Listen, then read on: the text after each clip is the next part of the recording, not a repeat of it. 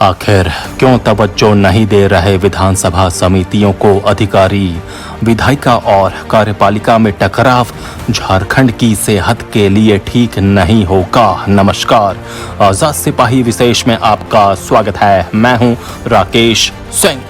झारखंड को जब पहली बार राजनीतिक प्रयोगशाला कहा गया तो बहुत से लोगों को इस पर आपत्ति हुई, लेकिन 2 दिन पहले जब राज्य विधानसभा में सदन की विभिन्न समितियों के सभापतियों और सदस्यों की बैठक में कहा गया कि राज्य के अधिकारी इन समितियों को तवज्जो नहीं देते, तो उस कथन की सत्यता का एहसास लोगों को हुआ। ये बात कल्पना से परे है कि राज्य की सबसे बड़ी पंचायत की समितियों को अधिकारी महत्व नहीं देते और उसके बुलावे पर उपस्थित होने की जहमत तक नहीं उठाते। ये झारखंड में ही संभव है, क्योंकि अपने स्थापना काल से ही इस राज्य में कई राजनीतिक प्रयोग हुए हैं। हालांकि 5वीं विधानसभा के लिए हुए चुनाव के बाद झारखंड इस परिपाटी को खत्म करने की दिशा में एक ठोस कदम बढ़ा चुका है। राज्य में पहली बार गैर भाजपा की पूर्ण बहुमत वाली सरकार है, और यदि अब भी यहां विधायिका और कार्यपालिका के बीच टकराव की संभावना बरकरार है तो इसे तत्काल खत्म किया जाना आवश्यक है। झारखंड ने पिछले 20 साल में कई झंझावात देखे हैं और झेले हैं। अब इन झंझावातों से आगे निकलने का समय है, ताकि इस राज्य की 3.25 करोड़ आबादी की विकास की आकांक्षा को नया क्षितिज मिल सके। इस आबादी की नुमाइंदगी करने वाली विधानसभा की समितियों के विशेष अधिकारों का संरक्षण जरूरी है। दूसरी तरफ इन समितियों में शामिल विधायकों को भी इसकी महत्ता समझनी होगी, और तब वे अपने अधिकारों का सदुपयोग कर सकेंगे। इस मुद्दे का विश्लेषण करती आजाद सिपाही ब्यूरो की विशेष रिपोर्ट।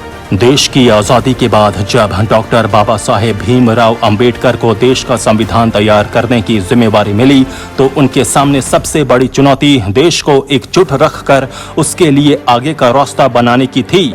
2 साल 11 महीने और 17 दिन तक गहन शोध और अध्ययन के बाद जब उन्होंने 448 अनुच्छेद, 12 अनुसूची और 5 परिशिष्ट वाला संविधान देश के सामने रखा, तो उसकी मौलिकता से पूरी दुनिया प्रभावित हुई। इस संविधान में एक ऐसे भारतीय संघ की परिकल्पना की गई है जो मजबूत प्रदेशों के बल पर दुनिया में अपना सिर ऊंचा रख सके। इसके तहत राज्यों के लिए विधान मंडलों का गठन किया गया, उन्हें कुछ शक्तियां दी गईं, विशेष अधिकार दिए गए। संविधान के अनुच्छेद 208 के तहत विधान मंडलों को समितियां गठित करने का अधिकार दिया गया, ताकि विधान मंडल के प्रति मंत्री परिषद के सामूहिक उत्तरदायित्व और कार्यपालिका के कृत्यों पर प्रभावी नियंत्रण रखा जा सके। झारखंड में भी इन समितियों का गठन किया जाता है और उनके कामकाज पूरी तरह परिभाषित किए जाते हैं, लेकिन हाल के दिनों में देखा गया है कि विधानसभा की इन समितियों को कार्यपालिका से उतनी मदद नहीं मिल रही है जितनी मिलनी चाहिए। इससे समितियों के गठन का उद्देश्य ही विफल होने लगा है। 2 दिन पहले जब झारखंड की 5वीं विधानसभा के अध्यक्ष प्रोफेसर रविंद्रनाथ महतो ने विधानसभा की नवगठित समितियों के सभापतियों और सदस्यों की बैठक बुलाई, तो उसमें इस बात पर चिंता व्यक्त की गई कि कार्यपालिका द्वारा समितियों को तवज्जो नहीं दिया जाता है। यह वाकई चिंताजनक स्थिति है। यदि राज्य की सबसे बड़ी पंचायत की समितियों को ही उसका वाजिब महत्व नहीं मिलेगा, तो फिर संसदीय लोकतंत्र की पूरी अवधारणा ही छिन्न भिन्न हो जाएगी। झारखंड के परिप्रेक्ष्य में ये स्थिति अधिक चिंताजनक है, क्योंकि छोटा राज्य होने के कारण यहाँ का विधायी कामकाज अलग ढंग का होता है। बड़े राज्यों के मुकाबले झारखंड की विधानसभा को अधिक सक्रिय रहना पड़ता है, ताकि लोक कल्याण की अवधारणा को मजबूत किया जा सके। ऐसे में विधानसभा समितियों की जिम्मेदारी भी बढ़ जाती है। तब यदि उन्हें कार्यपालिका से अपेक्षित सहयोग नहीं मिलेगा, तो राज्य के आगे बढ़ने के रास्ते में अवरोध पैदा होंगे। इस संकट का दूसरा पहलू भी है। विधानसभा समितियों के सभापतियों और सदस्यों को, जो स्वाभाविक तौर पर सदन के सदस्य ही होते हैं, अपनी समितियों की गरिमा समझनी होगी। अब तक का अनुभव बताता है कि विधानसभा की समितियों के अधिकांश दौरे किसी पिकनिक या मनोरंजक आयोजन के समान होते हैं। उनकी सिफारिशों के बारे में आम लोगों को पता भी नहीं चलता। इसका ही परिणाम होता है कि अधिकारी ऐसी समितियों को समुचित सम्मान नहीं देते। अब इन सब बातों के लिए कम से कम झारखंड में समय नहीं रह गया है। झारखंड जैसा गरीब राज्य इस विलासिता को नहीं झेल सकता। ये बात कार्यपालिका को भी समझनी होगी और विधायिका को भी।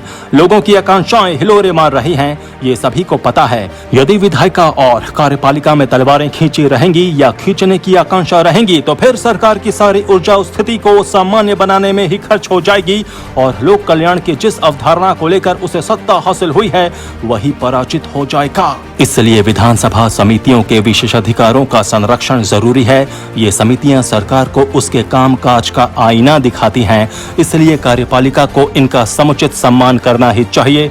विधानसभा अध्यक्ष ने समितियों के लिए नोडल अधिकारियों को प्रतिनियुक्त करने की जो पहल की है उससे इस समस्या का बहुत हद तक निदान हो सकता है। राज्य के संसदीय कार्य मंत्री आलमगीर आलम ने भी नोडल अधिकारियों की प्रतिनियुक्ति को जरूरी बताया है। इसलिए अब उम्मीद की जानी चाहिए कि विधानसभा की समितियां अपनी जिम्मेदारियों का निर्वहन अधिक प्रभावी ढंग से करेंगी और राज्य सरकार को लोकोपयोगी सिफारिशें करेंगी।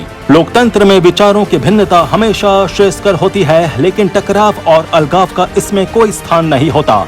झारखंड को आगे ले जाने के लिए जितनी जरूरत एक प्रभावी विधायिका की है उससे कम कार्यपालिका भी नहीं है। इसलिए 2 दशक बाद झारखंड में जिस नए राजनीतिक युग का सूत्रपात हुआ है उसमें पहले की स्थिति को बिसराकर नए रास्ते पर चलने की जमीन तैयार करनी होगी।